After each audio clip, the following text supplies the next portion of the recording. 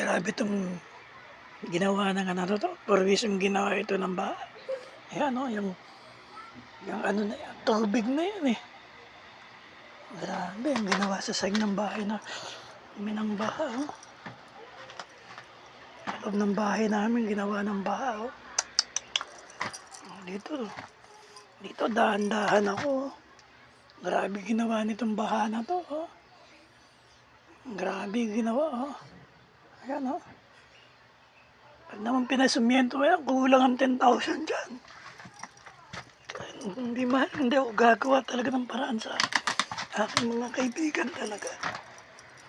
Grabe ang ginawang perwisyo ng baha na to. Sa loob ng bahay namin ha. Grabe. Grabe ang ginawa ng baha na to. Dito, ingat ako dito. Kailangan, anin ko rito yung pamakuan. Kung hindi, lulusot ako. Yung pamakuan, kailangan malaman ko. Yung pamakuan.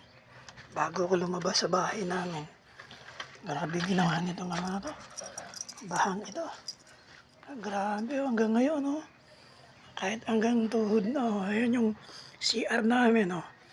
Tutulay ako dyan. Papunta ron, tutulay ako. Papunta sa poso namin, tiyaga lang. Tapos yun, ayun yung poso namin. Dala-dala ko yung tubig, maliligo ako. Yan, nakatyaga rito.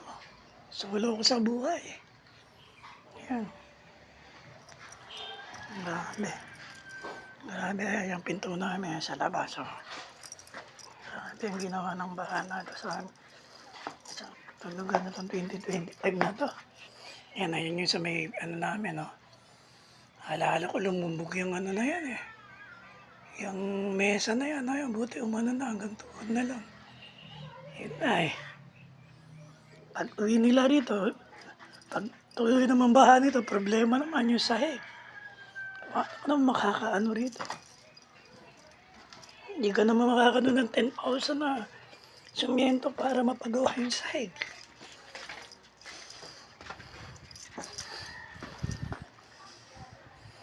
Ano? Ito yung poso namin ha. Marami itong ginawa ng baha na ito. Parwis yung ginawa ng baha nito sa bahay namin. Tandaan lang rin ha. Kamakuan dito. At kuya ko wala rito. Lumalagotok yung tulay eh. Ano ba yan? Wag naman, hindi naman ni ani ni Lord Holy Spirit yan. Diyos ko, malaki. Sige.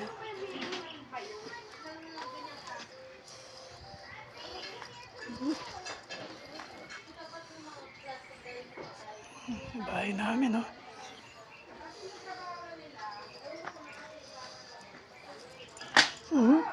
Wag naman, malagotok. Wag naman. Nakakatakot, ha. Lumalagotok, ha. Nakakatakot ah. Nalagotok eh.